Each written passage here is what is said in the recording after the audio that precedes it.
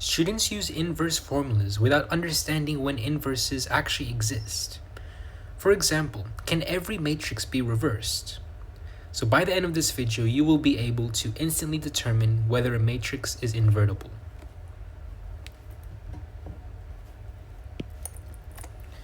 So the definition of a determinant is equal to AD equals BC.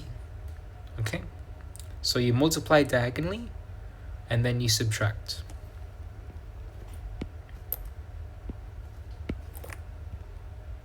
So let's do a worked example together. So we have positive numbers in our matrix, so that makes it easier. So we have A, B, C, D in our matrix, and we're doing AD minus BC. So we have 5 times 1 minus 2 times 3. And that's equal to 5 minus 6 is equal to -1. So that is the determinant of our matrix. Now let's do worked example 2. So we are doing AD minus BC, so that's equal to 2 times 2 minus 4 times 1 is equal to 4 minus 4 equals 0. Okay, now the determinant, if it is equal to 0, means that it is a singular matrix. So therefore matrix A is singular. Now let's work with some negative numbers. So this is a bit of a place where we have to be a bit more careful. Okay, so again, AD minus BC is the determinant of a matrix. So we have -3, -1. I just like to keep it as brackets to not confuse myself with the times and the x's. 4 times 2, and that's going to be equal to +3 minus 8 is equal to -5 as our determinant. So our key understanding here is the invertibility of our matrix. Okay, so if the determinant of a matrix is not equal to 0, then the matrix has an inverse, or it can be inverted. However, if the matrix determinant is equal to 0, then the matrix is singular, the rows, columns are dependent, and no inverse exists.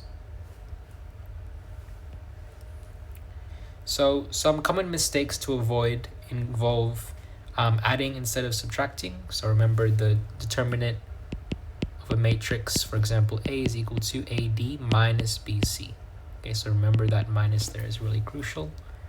Multiplying incorrect entries, so make sure it is A times D minus B times C. Again, sign errors with negatives, as we talked about in that third example. So being really careful there.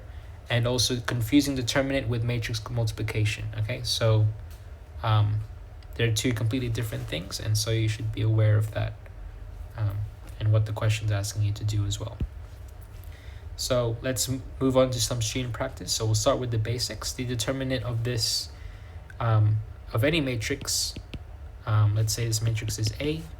This determinant is equal to AD minus BC, which is equal to 1 times 4 in this case, minus 2 times 3. So 4 minus 6 equals -2. All right, let's try some intermediate practice now. So the determinant is equal to AD minus BC. 6 times 5 minus 1 times 2 equals 30 minus 2 equals 28. Okay, now advanced practice is knowing how to interpret the determinant. So determine whether this matrix has an inverse. Okay, so the determinant of, let's say this matrix is A, is equal to AD minus BC equals 4 times 2 minus 8 times 1 equals 8 minus 8 equals 0. Now, because the determinant of the matrix A is equal to 0, then A is not invertible, or has no inverse. Matrix, it is singular. So that means, as we talked about before, the rows, columns are dependent and no inverse exists. So the matrix is singular.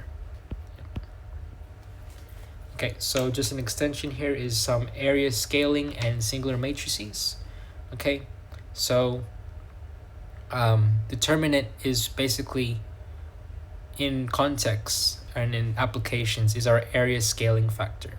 Okay, so how we can manipulate the shape or the matrix to scale up or down our areas. But if the determinant is equal to A, then that collapses the area. So it's a singular matrix there. Okay, but a bit of a complex application that you don't really get into in the year 12 level. So our exit question, find a determinant of this matrix. So that's going to be equal to AD minus BC again. 7 times 5 minus 3 times 2 equals 35 minus 6 equals 29. Okay, so that concludes this lesson. I hope this helps you with finding the determinant of matrices, and we'll use these concepts in future lessons, which will be very important. Okay, thanks for watching.